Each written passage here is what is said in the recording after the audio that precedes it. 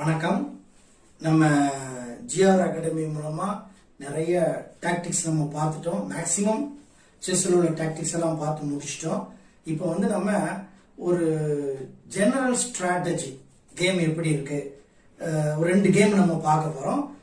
வீடியோக்குள்ள போவோம். கொஞ்சம் கேமை கிளியரா கொஞ்சம் கவனமா வாட்ச் பண்ணுங்க. இப்போ first move E4 E5 F3 D6 white என்ன பண்றாங்க D4 அப்படிங்கிறாங்க. Black B G4 D into E5 B into F3 Q into F3 அதுக்கப்புறம் என்ன பண்றாங்க D into E5 னு கேப்சர் பண்ணிக்கிடுறாங்க. இப்போ ஒயிட் BC4 அதாவது மேட்டிங் அட்டாக் கொடுக்கறாங்க. பிஷப் F7 அட்டாக்ல இருக்கு, குயினும் F7 அட்டாக் பண்ற மாதிரி இருக்கு. சோ இந்த இடத்துல மேட் வருது. மேட் அவாய்ட் பண்றதுக்காக F6 னா F7 மறுபடியும் அட்டாக் பண்றதுக்கு QB3 னா QE7 இப்ப டெவலப் ஆகாத பிஷப் இருக்கு, இங்க E4 பான் அட்டாக்ல இருக்கு. சோ இன்டைரக்டா அதுக்கு டிஃபென்ஸ் கொடுக்கிறதுக்காக BG5. இப்போ இந்த நைட்டை ரிமூவ் பண்ண முடியாது, ஏன்னா பின்னாடி குயின் இருக்கு. இப்போ குயின் B7 அட்டாக் பண்ணிட்டு இருக்கிறதுனால C6 குயின் B7க்கு சப்போர்ட் பண்ணுது. இப்போ டெவலப் ஆகாத அடுத்த பீஸ C3 னு டெவலப் பண்ணிடலாங்க. இப்போ போர்டு நல்லா பாருங்க, ஒயிட்டுக்கு எல்லா பீஸும் டெவலப் ஆயிடுச்சு. ஜெனரல் ஸ்ட்ராட்டஜி படி move your centre pawn, develop your minor pieces, then cancel பண்ணக்கூடிய கண்டிஷன்ல இருக்கு. எல்லா பீஸும் வெளியே ரொம்ப ஸ்ட்ராங் அட்டாக்ல இருக்கு. இங்க பிளாக் பாத்தீங்கன்னா எல்லாம் ஒரு கிராம்ப்ட் பொசிஷன்ல இருக்கு. சோ இந்த கண்டிஷன்ல இது ஒயிட் என்ன பண்றாங்க, சாரி பிளாக் என்ன பண்றாங்கன்னாக்கி இந்த ஸ்ட்ரக்சரை பிரேக் பண்றதுக்காக B5 அப்படின்னு மூவ் கொடுக்கறாங்க. இந்த இடத்துல கிங் சென்டர்ல இருக்கு, பீசஸ் எல்லாம் டெவலப் ஆயிருக்கிறதுனால ஒயிட் ஒரு சாக்ரிஃபைஸ் பண்ணிடுறாங்க. N into B5 உடனே அவங்க C into B5 then B into B5 king attack செக்ல வருது. கிங் அட்டாக் ஆகுது. அட்டாக் ஆன உடனே இதை பிளாக் பண்றதுக்கு NB D7 வைக்கிறாங்க. இந்த இடத்துல ஒயிட் லாங் கேசல் பண்றாங்க. ஏன்னா இந்த D7 மேல ரூக்கும் ஒரு ஃபோர்ஸ் இன்க்ரீஸ் ஆகுது. இத சேவ் பண்ணணும்னா RD8 னு வைக்கிறாங்க. இந்த இடத்துல ஒரு exchange sacrifice R into D7 அப்படின்னு கேப்சர் பண்றாங்க. அவங்களும் R into D7, ஏன்னா குயினை வச்சோ நைட் வச்சோ கேப்சர் பண்ணா அங்க குயினுக்கு பிரச்சனை, அதனால R into D7. இப்போ டெவலப் ஆகாத லாஸ்ட் பீஸ் ரூக்கை எடுத்து D1. இப்போ ஒயிட்ட பாருங்க, எல்லா பீஸும் டெவலப், எல்லா பீஸும் அட்டாக் ரொம்ப ஹெவியா இருக்கு.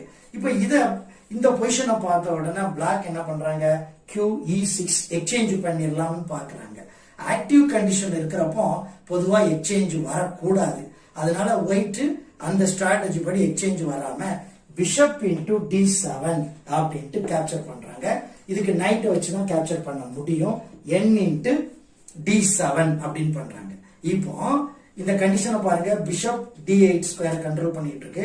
இந்த நைட் மட்டும் இல்லைன்னா இந்த ரூக் D8 போய் மேட் பண்ணிடும். சோ அதை டிஸ்ட்ராக்ட் பண்றதுக்காக குயின் B8 செக் அப்படிங்கிறாங்க. ஃபோர்ஸா ஒரு மூவ் கொடுத்த உடனே N into B8 அப்படின்னு கேப்சர் பண்ண உடனே RD8 கொடுத்து செக் மேட் பண்றாங்க.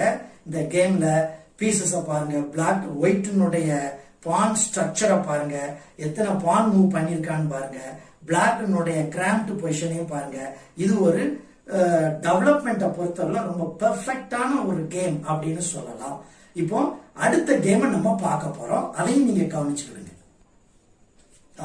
இப்போ நம்ம நெக்ஸ்ட் கேம் நம்ம பார்க்க போறோம்.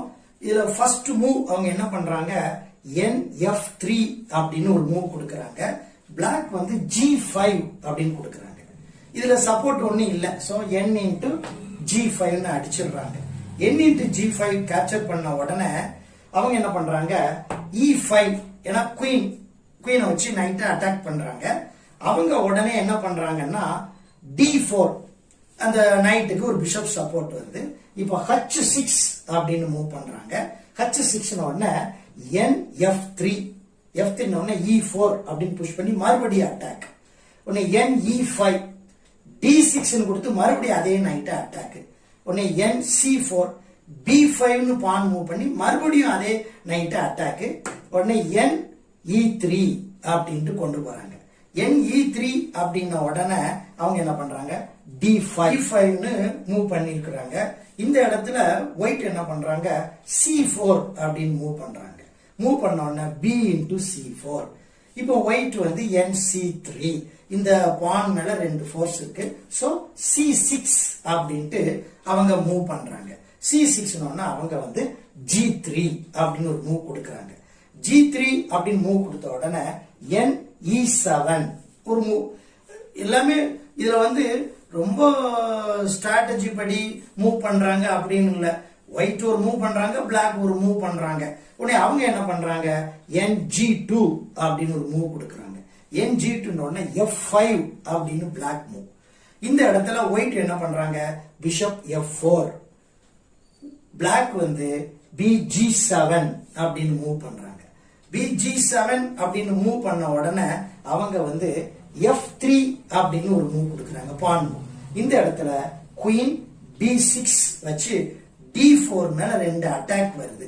அத சரி பண்றதுக்காக E3 அப்படின்ட்டு ஒரு பான் மூவ் கொடுக்கறாங்க.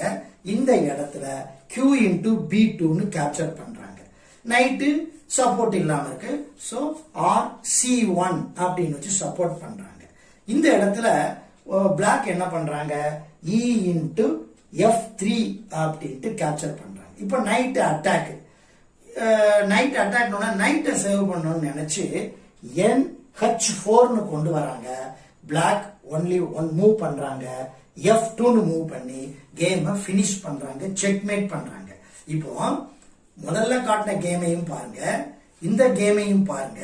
இந்த கேம்ல 16 மூவ்ஸ், 16 மூவ்ஸ்ல பான் மூவ் 12 பான் மூவ்ஸ் பண்றாங்க. போன கேம்ல 17 மூவ்ஸ் 3 பான் மூவ்ஸ் தான். அப்போ நம்ம வந்து எப்போதுமே ஜெனரல் ஸ்ட்ராட்டஜி படி move your centre pawn, develop your minor pieces, develop வேணும், பான் மூவ் அதிகம் பண்ணக்கூடாதுமோ. இப்போ இந்த 2 கேமையும் நீங்க கம்பேர் பண்ணி பார்த்தா ஒரு கேம்ல பான் மூவ்மெண்ட் ரொம்ப குறைவா இருக்கு, ஒரு கேம் உள்ள பான் மூவ்மெண்ட் தான் அதிகமா இருக்கு. அதனால செஸ் கேமை பொறுத்தவரையில இப்படித்தான் விளையாடணும் அப்படிங்கிற சில பேசிக் ரூல்ஸ் அண்ட் ரெகுலேஷன் இருந்தா கூட போர்டுல என்ன இருக்கு, ஆப்போனன்ட் எப்படி பிளே பண்றாங்க அப்படிங்கறத பார்த்து தான் நீங்க பிளே பண்ணணுமே ஒழிய, இல்ல ஜெனரல் ஸ்ட்ராட்டஜி இப்படிதான் விளையாடணும் விளையாண்டீங்கன்னா செஸ் கேம்ல நம்ம சைன் பண்ண முடியாது. அதனாலதான் சொல்றாங்க play with board not player அப்படின்னு சொல்றாங்க. இந்த 2 கேமையும் நீங்க ஒரு 2-3 ட்ரிப் வச்சு பார்த்தீங்கன்னா இந்த வித்தியாசம் புரியும். செஸ்னா என்னங்கிறது உங்களுக்கு புரிய ஆரம்பிக்கும். இந்த கேம்ஸ் உங்களுக்கு பிடிச்சிருந்துச்சுன்னா லைக் பண்ணுங்க, ஃப்ரெண்ட்ஸோட ஷேர் பண்ணுங்க, சப்ஸ்கிரைப் பண்ணுங்க. தேங்க்யூ.